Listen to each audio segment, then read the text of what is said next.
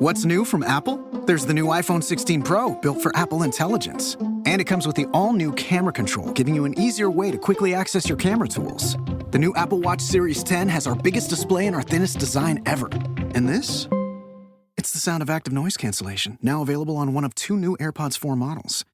So quiet. Check out all of the new products and new features at apple.com. You can even buy yourself something new. See apple.com for product availability updates. Apple Intelligence coming this fall. With an hour before boarding, there's only one place to go, the Chase Sapphire Lounge by the club. There, you can recharge before the big adventure. Or enjoy a locally inspired dish. You could recline in a comfy chair to catch up on your favorite show. Or order a craft cocktail at the bar. Whatever you're in the mood for, find the detail that moves you with curated touches at the Chase Sapphire Lounge by the club. Chase, make more of what's yours. Learn more at chase.com/Sapphire Reserve. Cards issued by JP Morgan Chase Bank, N.A. member FDIC. Subject to credit approval. Atheists, agnostics, long-haired weirdos, short-haired weirdos, vandals, hooligans. The government, hug the government, love the government, hug the government, love the government, hug the government. Welcome to The Politics Guys, a place for bipartisan, rational, and civil debate on American politics and policy. I'm Northern Kentucky University political scientist Michael Baranowski. I'm joined today by my conservative counterpart, Cleveland area attorney and defender of freedom, Jay Carson. Hey, good morning, Mike. Hey, Jay, how are you doing this morning? Oh, woke up feeling like the Haitians ate my cat, but I'll get through it. I was thinking you were going to go there. Yeah, I have a lot to say about that. Anyway, I find a little less humor in it, but we'll talk about that. So before we do talk about that and a number of other things, I want to thank HK47 Woot. That's I'm assuming not a given name, but who knows? That'd be interesting. Well, no, like Elon Musk's kids. Yeah. Yeah. and Jesus, they're 2 longtime Patreon supporters of the show, and they both recently moved from monthly to yearly support. That saved them 10% in the process. So smart financial move, guys. And thanks for your people, and thanks for your support of the show. And while I'm thanking people, I also want to thank Morgan, who's another longtime listener who generously supports us on a monthly basis through PayPal. And that's another way you can do it if you, for whatever reason, prefer PayPal to Patreon. And Patreon, of course, is our main support platform. But however you want to do it, we really appreciate it. We couldn't do the show without listener support, and you'll always find those support links in the show notes. So thank you so much. And Jay, before we get started, you have another shout out you want to give, right? I do. I wanted to give a shout out. I don't know if he's listening or still listening, but a longtime listener, Evan Sattel, who actually was been listening to us since he was in high school in the early days of this show, is now a Jeopardy champion. He won last night, and all of our town of Lakewood is very proud of him. And that's the type of listeners we have, Mike. So I thought that was cool and just wanted to give a shout out to Evan. Jeopardy, so congratulations. People. I'm sure the show helped make Evan smarter in some ways, at least, right? You got to do that. Yeah, you got to keep up here. Absolutely. Yeah. But before we do get to the presidential debate, I want to comment just briefly on something from last week's show. Trey said that, if you were listening, that statistical ties mean that we don't know anything. And what he meant is if it polls within the margin of error, we can't really say. And that's true, but there needs to be a sort of a context for that, because it's true if you're looking at a single poll.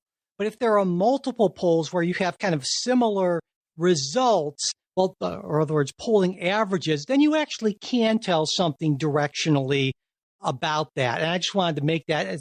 Trey wasn't exactly wrong, but I think that comment needed to be put in a little more context there, essentially. Also, he mentioned that another thing about if Harris happens to win and the Senate goes Republican, which is, I think, a fairly likely thing, not necessarily Harris winning, but the Senate going Republican, that Harris might just keep Merrick Garland on as Attorney General. And some listeners might have said, well, can she do that, actually? And yeah, actually, an incoming president can keep on cabinet officials from the previous administration. They serve at the pleasure of the president, but once they're confirmed, if a new president wants to keep that cabinet official in office, they just don't have to hand in their resignation, and they're good to go. In fact, it happened in the Obama administration.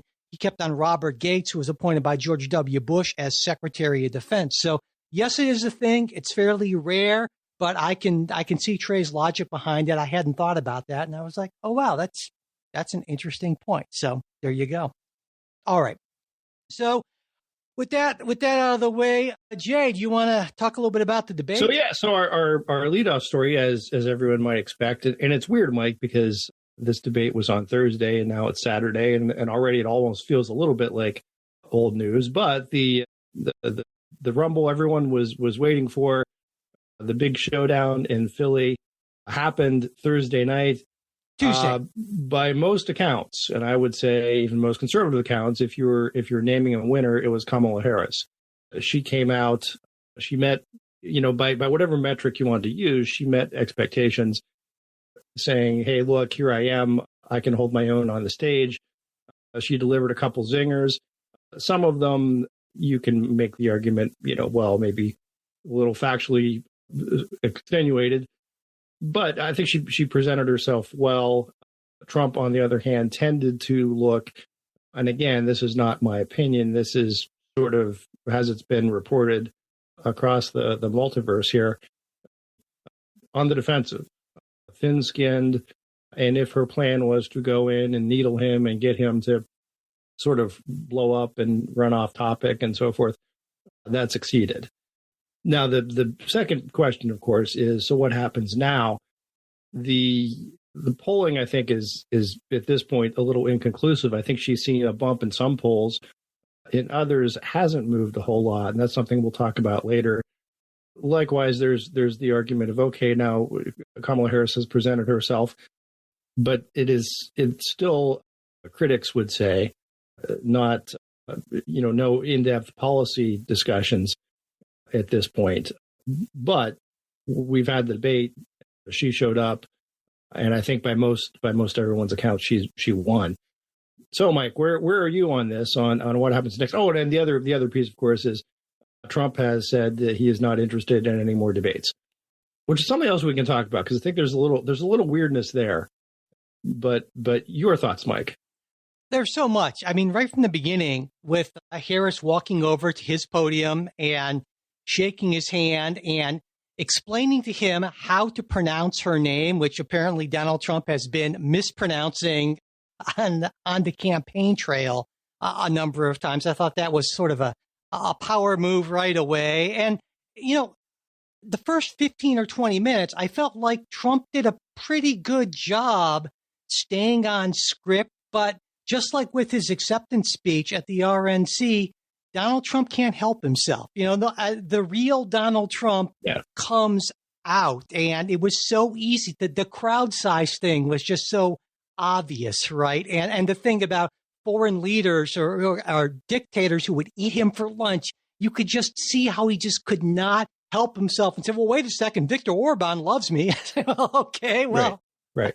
And it's clear to me that Donald Trump exists in a bubble, even more of a bubble than a lot of major party nominees do. The whole thing about, even when he's at Mar-a-Lago, right, he comes down to dinner and he gets a standing ovation from the crowd sort of thing and surrounds himself with nuts like Loomer and these other folks. And how could it not just fundamentally warp your worldview? And so when he hears an egregious, despicable lie about Haitian immigrants eating dogs and cats that it disgustingly dehumanizes them, well, of course, he's just going to go with it, just like J.D. Vance went with it. I actually blame J.D. Vance a little bit more because he should know better. But I think that's despicable. But yet I understand how Donald Trump, living in the super strong bubble he does, would just be perfectly okay with that. So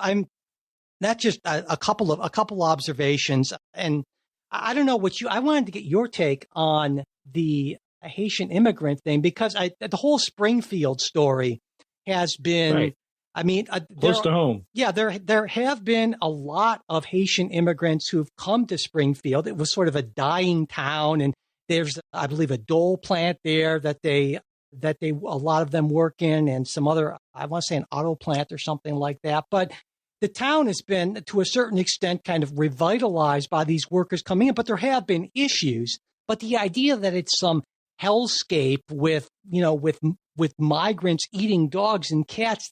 That's the sort of thing that, and it just sort of turns my stomach that to have a major party presidential nominee just parroting lies like that.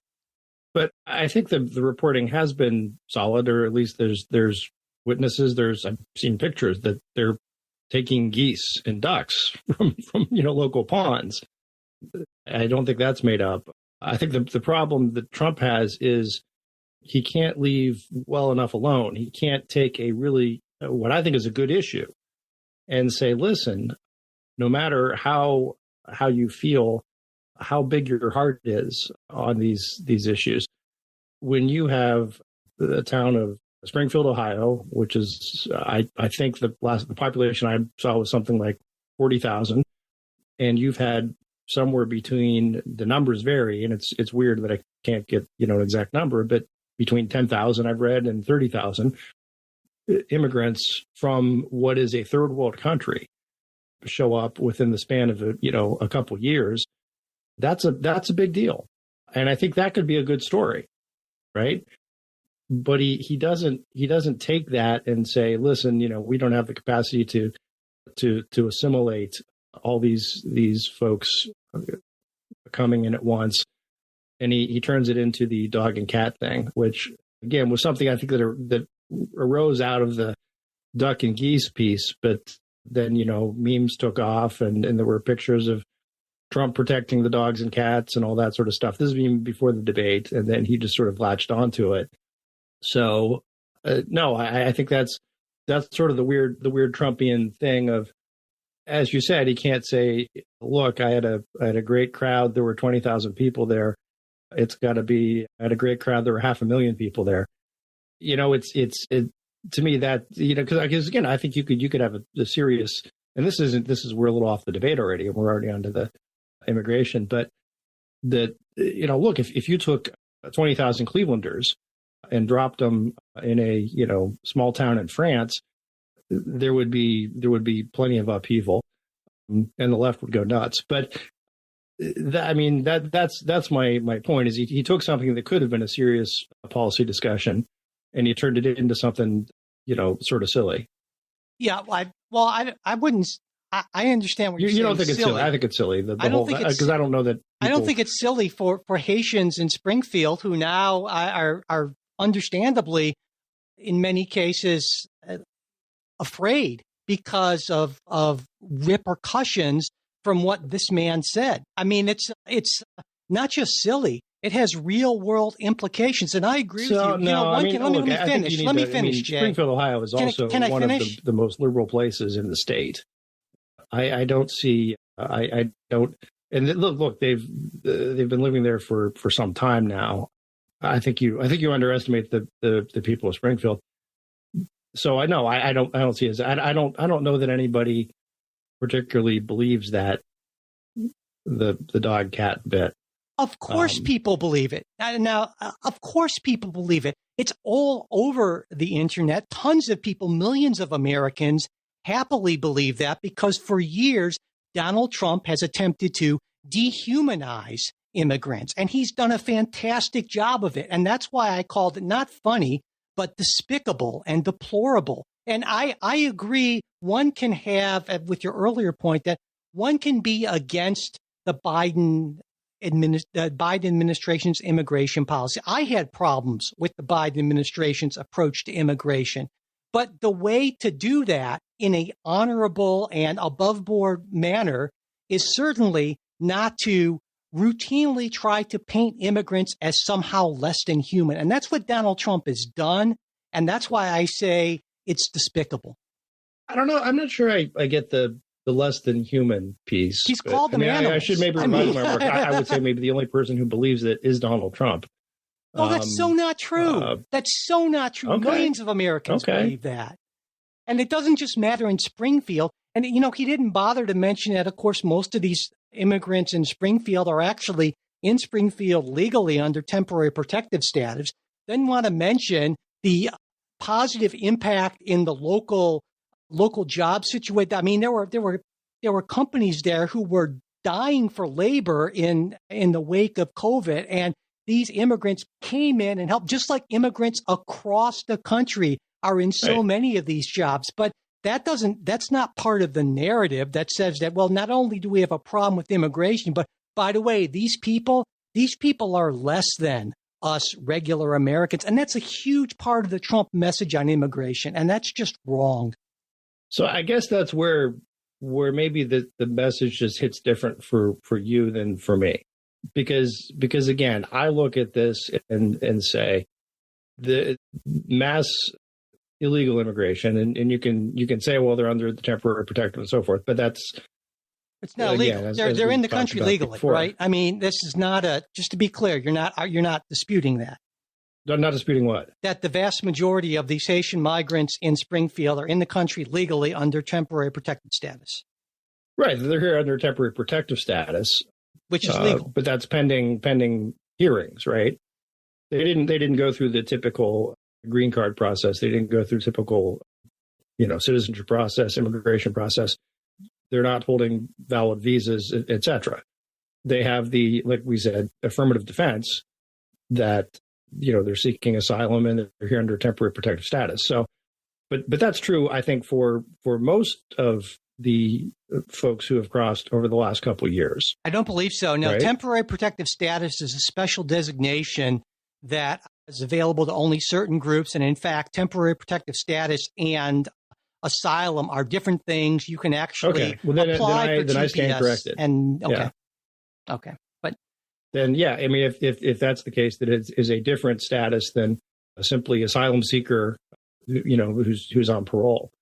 Now, that said, a lot of people who apply for temporary protective status, which lasts 18 months, can also apply for asylum, but they aren't necessarily linked, is my point. Right. So clearly we have a fundamental disagreement on this, but let's move on. Let's move to something that I think maybe we agree a little bit more on. And that's, even after being asked several times by the moderators, Donald Trump would not say that he wants Ukraine to win the war that Russia brought upon Ukraine by invading the country. And I know you have been a longtime supporter, and you're an ardent supporter of Ukraine. I very much want Ukraine to win the war. And so I got to say, hear something like that. And given what Trump said, what Vance has said, what a lot of Republicans in Congress seem to believe, it seems to me that the most likely scenario regarding Ukraine, if Donald Trump wins, is that no more significant amounts of aid are forthcoming, and Russia ends up in short order with a pretty significant chunk of Ukraine. And I can't imagine that's something that you want to see happen. No. And I guess I'm not sure that it does. And look, I'll admit this, Mike. I mean, this is always sort of a weird thing, right? I mean, look, I'm not a spokesman for the Trump organization. Sure, I'm not a spokesman for the Republican Party. I'm somebody who, sort of gets on the show to sort of espouse conservative principles as I've understood them and as they've been traditionally understood. That tends to usually line up with the Republican Party, or what the Republican Party usually believes or has believed. So, yeah, I mean, it's sort of, I'm not sure if you're asking me to account for what, this, I think it's weird. I think it's a mistake. I come from the persuasion of the United States ought to be, as Reagan said, the shining city on the hill, and a place where people who are being oppressed look to for aid, and that people probably, this is sort of a neocon type thing, I suppose. But while we ought to limit our foreign engagements to our national interest, there is something in our national interest that is, let's call it almost evangelical, right? In terms of defending and spreading democracy. And even if you don't buy that, right? Even if you're not in that camp, then the idea that, listen, we stand for global stability and rule of law, under either of those rationales, but we ought to defend Ukraine. Even under just the plain old rationale of Putin's a vicious thug, we ought to defend Ukraine. So that's, and when I say defend, I'm not talking about troops on the ground. I'm talking about the support aid we've provided and ought to continue to provide. And in fact, my position, which again counts for nothing, is that, if anything, the Biden administration has been too slow to approve weapon systems, to get them there, has placed too many restrictions on the use of weapons. So I fundamentally don't understand the argument against Ukraine. So, or against funding Ukraine, other than it's boiled down to this weird, I don't know. I mean, I think, but if you think about it, Jay, I mean, this is a long-standing sort of thing in the Republican Party, the kind of isolationism thing that goes way back until to the 1930s. Essentially, it's always been a strand of Republican thought, right? It's been a strand of American thought, I think. Okay, sure. Yeah, because I think you can certainly say that there were a whole lot of. I remember seeing a lot of signs that said "No blood for oil," back in the early 2000s, but and in the 1990s. So I think it's an American strand of isolation, whether you call it isolationism or non-interventionism, because I think there's a difference. I think there's a difference between isolationism, Trump's for being, both, Fortress America type thing, of we're doing our own thing, and non-interventionism, saying we're not going to rush into every conflict we see. But I'm not. Sorry, I interrupted you. No, go ahead. Finish your thoughts. Sorry.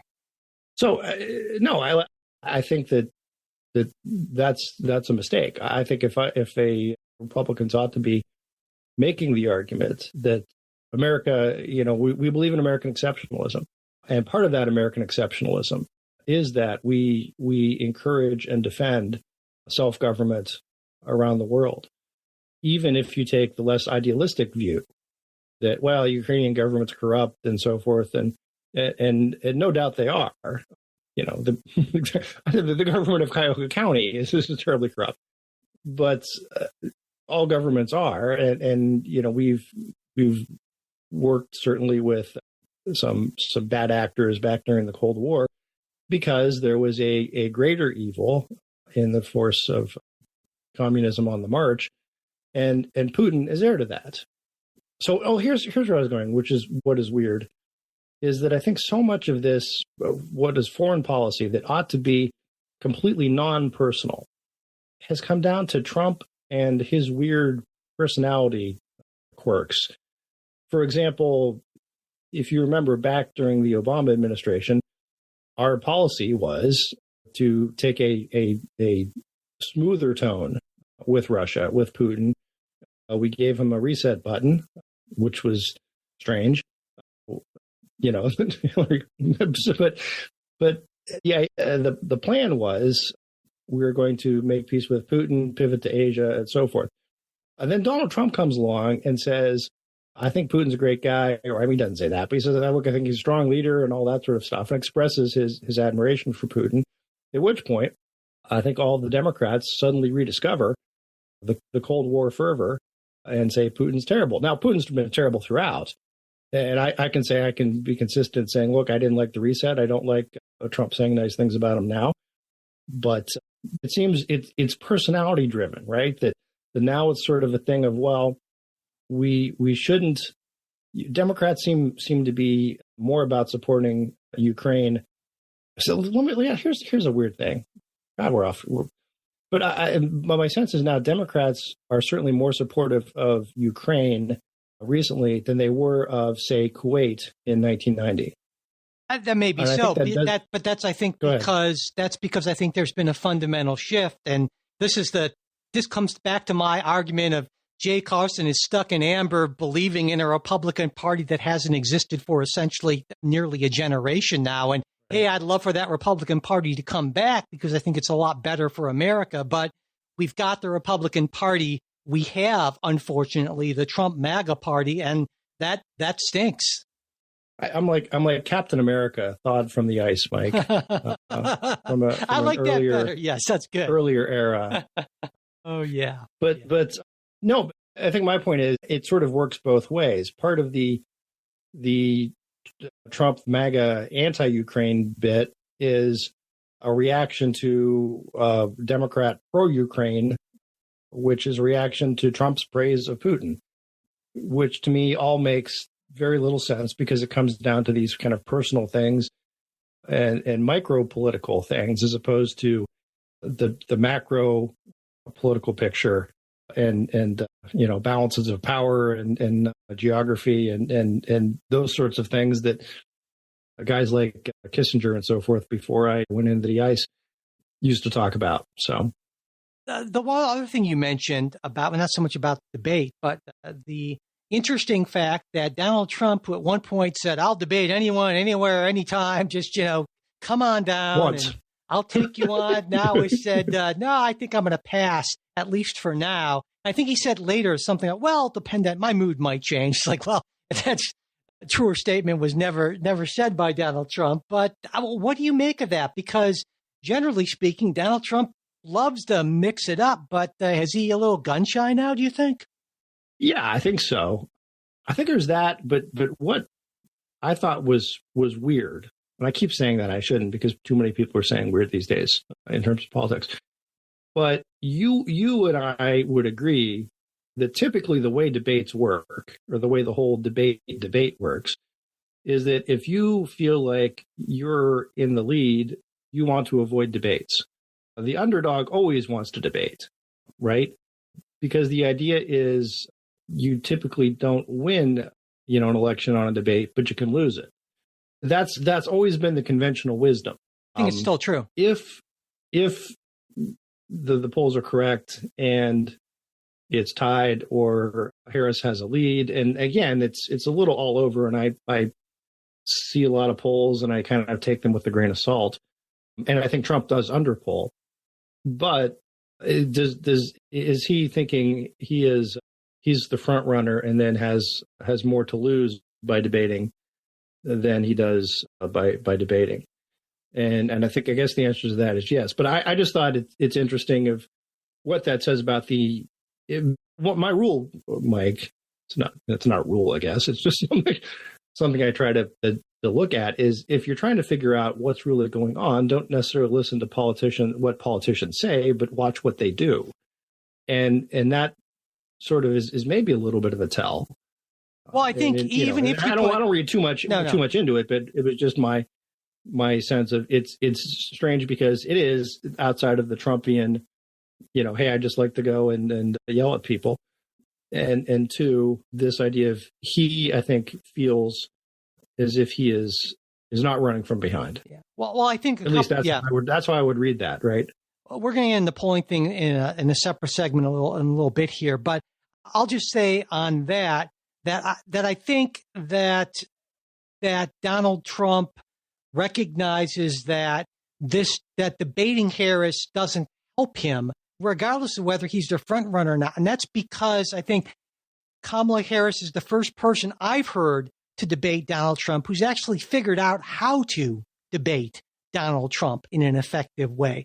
She's figured out how to play to his weaknesses, to his vanity, to his insecurity, how to goad him. And I haven't seen that for anyone else, Republican or Democrat, really, who's done that as well as Harris has done that. And so I think the Trump team has recognized that and saying, well, regardless, that this is, we don't see how this is going to help us with the undecided voters that we need. And if you listen to Trump once he went off script, essentially after that first 15 or 20 minutes, he was speaking as if he was speaking to a Trump rally, name checking Orban and Hannity and Ingram and all these people who would get the base fired up. But of course, that's not the point here. Undecided voters don't care about.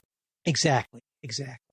No, I think the other piece of this is the Trump shtick, and I don't know if I'll get in trouble for saying something like this, but here goes.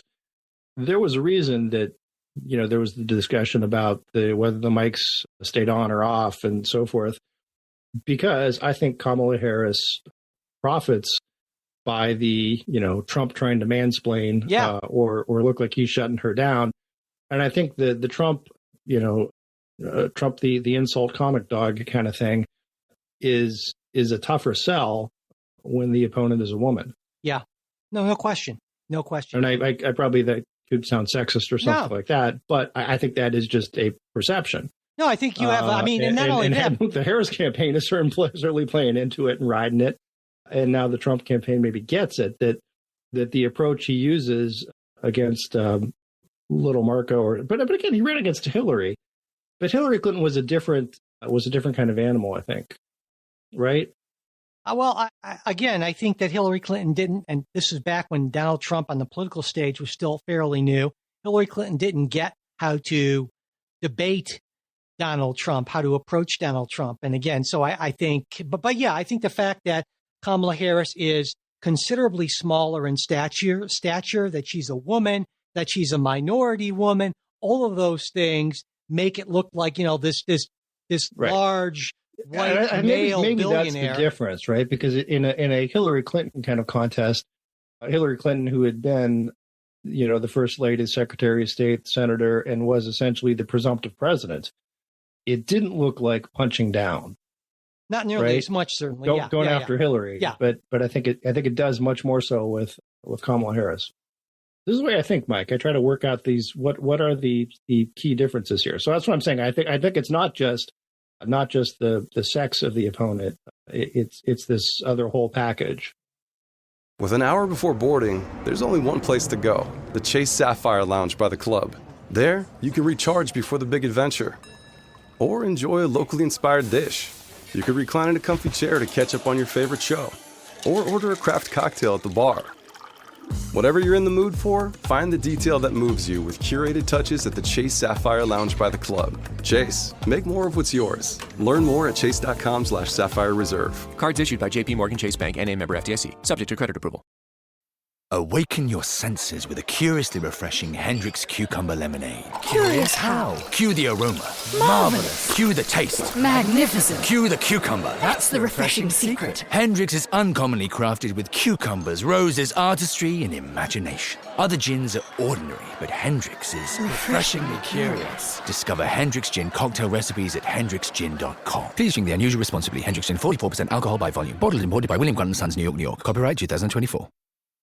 All right, well, let's stick with the presidential campaigns, but move on to endorsements. I mean, in the debate, I mentioned Donald Trump made a point of his being supported by Laura Ingrams, Sean Hannity, and Viktor Orban. And I would argue that while those names may mean something to, the Fox watching crowd, they probably don't mean as much to people outside of kind of MAGA circles. But the kids love Viktor Orban. Yeah, exactly. Yeah. But Harris. Look at all the T-shirts. Yeah. Yeah.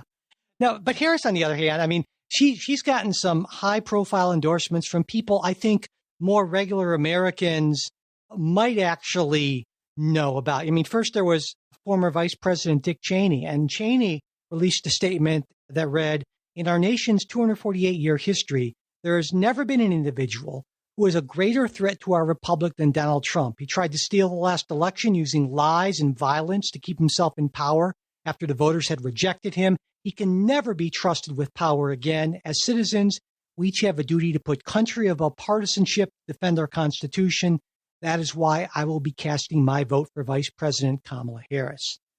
Trump responded to this in typical Trumpian fashion by calling Cheney an irrelevant rhino, the king of endless nonsensical wars, wasting lives and trillions of dollars, just like Comrade Kamala Harris. And then Cheney's daughter, former House member from Wyoming, of course, Lynn Cheney, endorsed Harris as well, saying that she didn't see that coming. No, well, doesn't believe we have the luxury of writing in candidates' names, particularly in swing states. She said, as a conservative, as someone who believes in and cares about the Constitution, I've thought deeply about this, and because of the danger Donald Trump poses, not only am I not voting for Donald Trump, but I will be voting for Kamala Harris. And now, in addition to those Republican endorsements, there was 2012 Republican presidential nominee Mitt Romney. God, that seems like forever ago. He didn't endorse Harris, but he did say he won't be voting for Trump. Romney stated, "For some people, character is not the number one issue. It is for me. And when someone's been determined by a jury to have committed sexual assault, That's not someone who I want my kids and grandkids to see as president of the United States. And then there's also, of course, Donald Trump's former vice president. He won't be endorsing Trump, he said, over 200 Republican staffers from both Bush administrations, as well as McCain and Romney staffers who signed that letter. I could take issue with the 200 Republican staffers, but go ahead. Yeah, but my point being, before we even get to the biggest endorsement, and that's, of course, Taylor Swift, I think that makes sense to discuss separately. Let's put that aside. But let's talk about this Republican support for Harris, or just disavowing of Donald Trump, which, as far as I can tell, I think it's much more the latter. Yeah, but there's some of the other, though. To be clear, there are a number. But the point being is that I'm pretty sure that in modern American politics, this is unprecedented. So I want to get your take on it. Ooh, unprecedented. I hate when people say stuff like that, because then I got to start thinking, okay, well, in our lifetimes, I cannot think of a single in our lifetime, party I think, nominee. okay. Yeah, and we're old, so it's a long time. Yeah. Although there were a fair number of, well, I mean, I guess you look at Nixon, it was more than just like we're endorsing the other guy, we're telling you to step down. Now that was a little different because you had Ford who would step in, but all right. But setting aside that, I think so much of this does come down to the people who Donald Trump interacts with personally typically come away with pretty strong feelings about him. And I don't want to say never.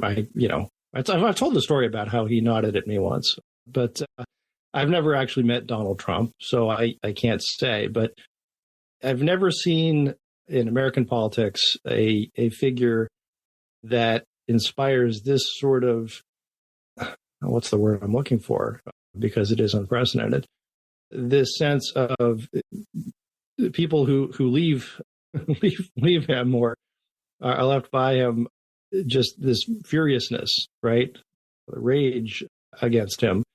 People have had personal dealings. And I'm thinking like now going back more like the John Boltons, right? To some extent, Bill Barr, folks who were the, in my view, the solid old school conservative folks, but come away with this really problem, with him as a person. So I certainly think there's something there. And the Cheneys, after what Lynn Cheney has been through, I'm sorry, Liz Cheney. Liz Cheney, yes, thank you. Yeah, that was my mistake as well. I thought you were going to chime in like you were gone. I'm like, wait, it's here. Liz Cheney's been through with President Trump, and that, again, I have some criticisms of some of her stances, but I can certainly see Dick Cheney then saying, no, I mean, you're talking about my kid this way, and biggest threat ever. Again, that brings up those, what about Aaron Burr? And you can say, well, okay, that's different. But once you're in that territory, yeah, it's pretty bad. So I think these are folks who have dealt with him personally and personally find him truly horrible and are just saying they can't vote for him and are hoping that the Trumpism is something of a fever that will pass in the Republican Party. I don't know that it is. I thought that way a couple years ago, that this was sort of a flash in the pan, but I don't know that it is. So we'll see. But again, that's my take on for example, the Cheneys and some of those other profiles. Now the whole bit about the former staffers, I take that with a grain of salt. If you do a deep dive into who all the former staffers were, there's a lot of these people who are like, well, they're interns, this is the Republican in their Senate office, and it's that kind of stuff. So they're like, oh, all right. So it's one thing if you do have the Cheneys, a major force in Republican politics for a generation, disavowing and endorsing the opponent versus, the kid who stuffed envelopes for a summer. But, I'm not saying that there's anything wrong with running with that, because that's politics. That's what you do. But yeah. And also the other Trump endorsements, I think it's weird to go around recording endorsements from, say, Sean Hannity or Laura Ingraham, because well, of course they're endorsing him. They endorse him every night. And I think that doesn't do anything for their credibility. and it doesn't do anything for Trump either, right? So, and Viktor Orban, again, that's just sort of strange. Of it used to be I think the proper conservative American response when someone is endorsed by a foreign leader is, who the hell cares, right? This is America, damn it. I'm not going to base my vote about what the president of Hungary or the prime minister of Great Britain or whatever, right? I mean, I think that's just a strange, sort of very un-American thing to do. It's usually the other way around, right? It's usually, as we're saying, well, Xi wants Harris elected or Putin wants Trump elected. So that's weird. I think he's maybe courting the wrong folks to endorse him. Well, I feel, now you can move on. You can move on to the big one. Of course. I feel like, and I've always felt this for executives. I've been involved in some executive searches, obviously at a much lower level than this. But one of the things that I've always brought up is when we're considering a candidate for a job, especially a big important job, one of the things we should ask ourselves is, what do the people who worked for this person have to say? What has this person left in his or her wake among those folks who would know them best? And when you take a look even at like cabinet level officials, something like 40-something% of them have not endorsed Donald Trump, which is just bizarre. And I understand the Trump argument. It's this beautiful, non-falsifiable sort of thing saying, well, they were bad. I fired them. They're malcontents. They're not real Republicans. So it keeps that internal logic consistent, right? Where you don't have to deal with the cognitive dissonance of that kind of thing. But let me ask you this. That said, the exit interviews from Kamala Harris's staff have not always been. Yeah, no, that's one of the reasons why she would not have been my first, second, or third choice for the nominee, because she's chewed through staff in an incredible way, and I have a problem with that. So yeah, I think that's fair to look at it both ways. But yeah, at this point, most of us on the show have made our positions on this pretty public. I'm voting for Harris. Ken's voting for Harris. Trey's voting for Harris. I haven't asked May, but I would be stunned if she wasn't supporting Donald Trump based on everything, she said. But I remember, Jay, that in the shows we did in the months after January 6th, you said you couldn't support Trump. And we even did one or two listener things when listeners said, I think Jay's a Trump guy. And I would say, no. And then I'd ask you, well, listeners saying, you're just like, no, I'm not a Trump guy. Really, I don't like him and that sort of thing. But, I think it's different. There's a difference between saying, like what Mitt Romney is saying, I can't support Donald Trump, than something what Dick Cheney is saying, well, I will vote for Kamala Harris. Two very different things. But I guess I'm wondering, now the election is like 51 days away. I have my counter down here. For you, that's the election day because you'll actually go out on that day. But right. So are you with Mike Pence and Mitt Romney here, or maybe even Dick Cheney, those kind of old school Republicans who you and I came up with, certainly, who I tend to associate more with you? And I'm sure you respect them all a lot more than Donald Trump. So I'm wondering, do you feel like you can actively support Donald Trump at this point?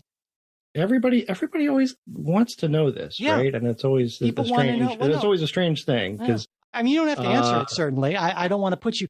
I'll put you on the spot. Because it's been my position, on the show, typically not to endorse, right? And I wouldn't have asked you, Jay. I wouldn't have asked you this question, but in the past, you have said on several occasions that I would say I remain in sort of the Mike Pence, Mitt Romney type camp, and I'm not going to tell people who I'm voting for, how I'm voting, that sort of thing. Although it would likely have sort of in Ohio minimal effect. Yeah. It would be like Taylor Swift. the news breaking, right? If a guy on small podcast endorses whoever. But no, I think my position is sort of the same as it has been on that. Okay. So let's talk about the big endorsement, right? Taylor Swift. I mean, legions of fans, right? She's probably the biggest thing since the Beatles, I would argue, essentially. And she endorsed Harris in a post to her, I think it's 283 million plus Instagram followers, along with that picture of her with her cat, signing her post, Taylor Swift, childless cat lady, obviously a reference to J.D. Vance's comment from back in 2021 about the country being run by childless cat ladies who are miserable in their own lives, essentially. And Swift said to her fans, she did her research. She concluded Harris is the person for various reasons, but they should do their own research, register to vote. She even included a custom link to vote.gov, and vote.gov in the next 24 hours after that got over 400,000 visits. So pretty clearly she drove an awful lot of traffic there, not surprisingly. But how much do you think that Taylor Swift's endorsement will matter here? Oh, I think it helps. Do I think it changes things dramatically? No, for a couple of reasons. One is there any question about where Hollywood is on politics, right? Has there ever been any question? Was there any thought that, hey, I wonder if Taylor Swift's going to endorse Trump? No, of course not. Everybody knew she was going to support Harris, whether it came in the form of an official endorsement or not. So I think there's kind of no surprise. Does it maybe drive some turnout where you might not have had it otherwise? Yeah, I think it might. Is that turnout a game changer? In a close election, right? Every little, it's a game of inches. Every little bit counts. So no, I'm not discounting it. I'm saying it's not nothing. But there are a lot of folks who, one, sort of do discount celebrity endorsements because they just sort of say, hey, well, yeah, it's a celebrity endorsement and who cares, right? I think I've said this before of look, if I ran my sort of, I'm a big, rock and roll fan, Mike. And I would very much, so many of the bands that I like, of course, are, far left and say all kinds of goofy stuff. And I would not take Michael Stipe's advice on voting any more than I would rush out to buy Dick Cheney's album. Right. I mean, I think a lot of people just separate that in their head and they say, well, okay, this is how celebrities are going to vote and I'll do what I do. So I guess that's my verdict at this point. It's something. It's a plus in Kamala Harris's column in terms of perhaps registration and turnout, but it's muted a little bit by the, predictability of it, right? I would say I agree with you partially on that. I think it matters a little more than you might think. Celebrity endorsements can matter, but of course it depends on the celebrity, and so if you have Scott Baio isn't going to be driving a whole lot of people. I just mentioned him because he's right. One of your main guys. But there's, for instance, if you have these mega celebrities who not only are popular, hugely popular, but inspire a sort of unusual devotion, almost like a cult-like devotion. And I don't necessarily mean that in a bad way, but that sort of thing with the Swifties is definitely a real thing. I mean, you can look back to, say, Oprah Winfrey. There was a study from two economists from the University of Maryland who concluded that Oprah's endorsement of Barack Obama in the 2008 Democratic primary resulted in 1 million additional votes for Obama, that votes that he wouldn't have gotten otherwise. And so it's very situational, but it also matters because many of Swift's fans are in this demographic, people who typically vote at the lowest rate. They're called low propensity voters in political science talk. And they're also generally a pretty strong Democratic constituency. So she is really any famous person I can think of. She is more unique. Hence the driving turnout more than changing the box. Exactly. And so if say 80% of those Swifties are going to do what Taylor Swift is also going to do, and she can drive those people to register, well, yeah. And again, I agree with you that it's not going to be a huge difference, but in a race that's almost certainly essentially a coin flip, then that could make a real difference in the end. Right. Okay.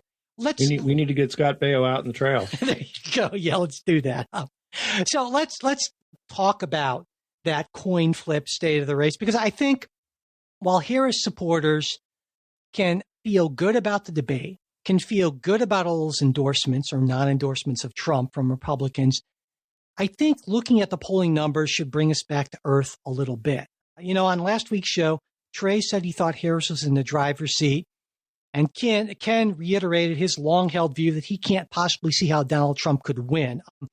I'm a lot more skeptical, and here's why. I mean, for one thing, it's too early to see if the debate has changed things to any appreciable extent, and it really doesn't matter who we think won or lost. It matters what the polls say, right?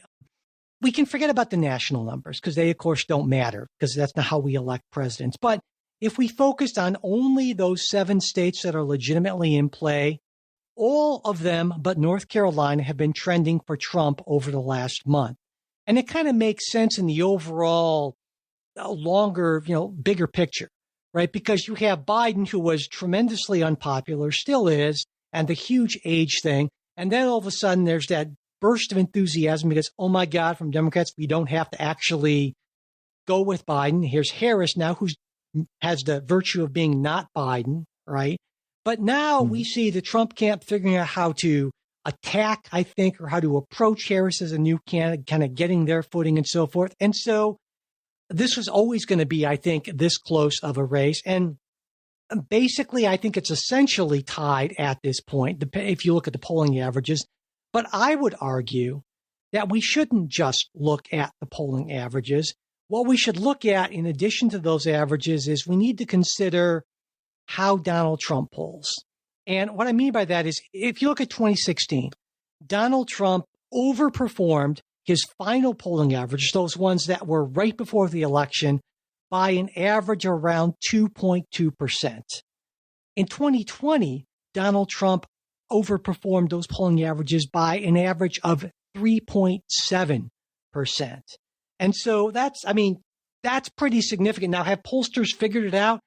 I don't know. I don't even know if, given how polling works, they can entirely do that. But from my perspective is, when I see polling numbers at this point, I add 2% to Trump's number. Because if we look back at the past polling, pollsters have been pretty good at gauging Democratic support, even in those final polling numbers. What they've been doing is missing. They'll tell anybody who they're voting for. Well, 2 to 3% of those specifically Trump numbers. I mean, they did a pretty good job in midterms, but Trump's a different story. And so what I'm doing, like I said, then is adding 2% onto every Trump number. If you look at that, well, then Trump is pretty clearly in the driver's seat here in this election. And that might tie into why he doesn't feel like he needs a debate, because he feels like it's still his election to lose. And I think that's a reasonable assessment at this point. So what's your take, Jay? I think you're absolutely correct. Republicans, I think you can back me up on this, tend to historically underpoll Trump more than most. And the more the Trump, I'll call it Trump derangement syndrome, is out there, I think the greater that number is, the greater the underpolling of Trump is. So, and there is a reticence, I think, in a lot of, from Republicans. I think it's just sort of, again, constitutional, not constitutional being the U.S. Constitution, but just sort of kind of how they're built, about telling people who they're voting for. See our last segment, but it's aggravated now. So I think you're right there. There was a story at CNN even reporting that, like, the Harris internals, when they look at where they are, because there's interesting things, and we're going to touch on this, that when you look at, so what's the top issue for voters? Well, they all say the economy. Who do you think's best able to address economic issues? Trump leads that pretty handily. And then if you look at the swing states, I think the focus group and the brief after polls, right? And you obviously take this with a grain of salt, were that I think after the Harris debate, it upped the enthusiasm for Democrats who were probably already voting for her. It solidified maybe some Democrats who were probably going to vote for her, but it didn't necessarily move the independents or the undecideds. And if you look at numbers in places like Pennsylvania, which I think that's what the election probably comes down to, right? It's not clear that it's moved a lot. Now, like you said, that was, we don't really have the real reliable numbers post debate yet. But I think that's kind of what we're getting is a lot of folks looked at folks who were leaning pro Kamala, and that solidified them. Say, okay, yeah, I'm okay with her. But the ones who were truly undecided going in, I don't know that it moved them a lot. Yeah, and I think I agree with you on the economy issue. And no matter what Harris says, the fact remains that she is going to be tied to Joe Biden. And the fact remains that prices for common everyday staples that people see all the time are a lot higher than they were 4 years ago. And you can't do anything with those facts. And you can argue about attributions of responsibility, the extent to which the president controls that, the extent to which Harris had any say in that. You can even say, as the Biden administration has been saying for a while now, that we are doing a lot better than almost any other country that's even remotely like us. But that doesn't matter to voters. If you can't necessarily convince voters to be more rational than what they are, they're going to see these things the way they are. And so Harris is sort of stuck, tied to this economy in a way that I'm sure she wished she wouldn't have. And that's, one of the many reasons why. Well, it's a trade-off, though, right? I mean, look, if you're vice president, you get the benefits of incumbency, but you also take the risks. Yeah, definitely. So yeah, I certainly disagree strongly with Ken that there's no way Donald Trump can win. I disagree with Trey that Harris is in the driver's seat. If I had to do the odds, I would say 60% chance Donald Trump wins at this point. So I think it's a little less than a coin flip. I think this is Donald Trump's race to lose. Right. I'm probably, and again, maybe this is my view, because it's sort of weird. We both tend to be sort of pessimists in a certain way. Yeah. So I would try to say, well, I'm a little more worried. And I guess that's if worried's the right word. Because reflecting on this, a Kamala Harris victory will do wonders for the defense of freedom business. So I win either way, Mike. That's the way the game's rigged. But yeah, I don't know that I'd say 60-40 at this point, but I'd give Trump the edge. And also there's just this sense of, sure, early voting is starting and all that, but there's still a long ways to go. And I think there may be this sense that, what's next, has Kamala Harris peaked, right? It's sort of there's the big boom, here I am. And now the debate of, look, I can debate competently and I can hold my own on the stage. But where do you go from there? I guess that's my question, right? Is how does she get more momentum without exposing herself to more risk? And I think from a lot of things we know that she isn't necessarily would be anyone's first choice to be in that kind of position based on past performance. And Trump, I think, if my analysis is right, Trump can afford to essentially stay in his bubble and play defense, whereas I don't think that's a strategy that works well for somebody who really needs to move the needle a little bit more. Well, and the other thing I think is to say is all of the negatives with Trump are already baked in. Yeah. You know everything bad about him that you could possibly know. And the people who are voting for him would still vote for him in spite of that. There's nothing new, I think, that could come out about Donald Trump that people would say, wait, what? No way. Yeah. No way I can vote for this guy, right? He's a known quantity. So that's I guess where I say that Trump doesn't necessarily have anything. Look, I suppose you could, somebody finds pictures of him in bed with Putin or something like that. But absent that, I don't think you're going to get any sort of shocking revelation about Donald Trump that changes people's opinions of him, that he's a horrible individual, but he might be the one best suited to manage the economy. All right. Well, that about wraps it up for us. There are still so many things we wanted to get to, which we will get to on the midweek bonus show. We want to talk about Donald Trump versus Kamala Harris on the economy, which we've been kind of talking about, those reports from Goldman Sachs and Penn Wharton budget model. We want to talk about the yearly budget follies, which, by the way, we're reaching the end of a budget year at the end of September here.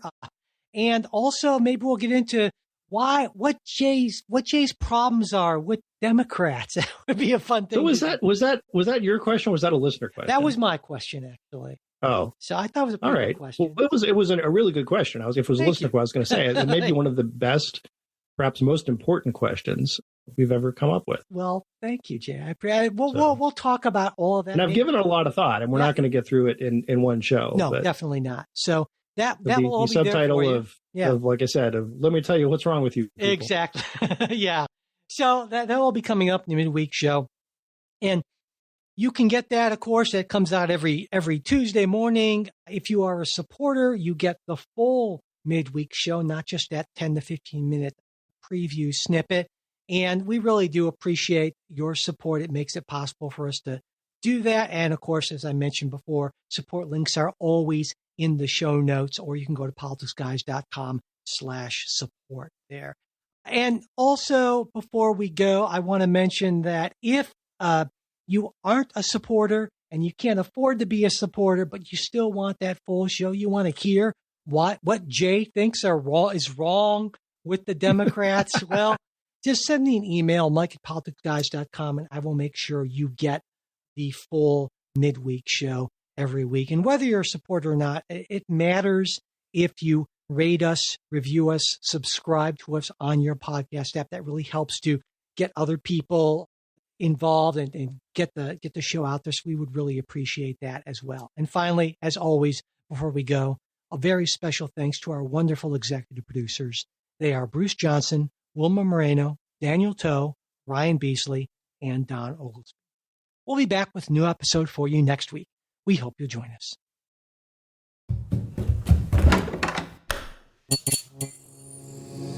This podcast is part of the Democracy Group,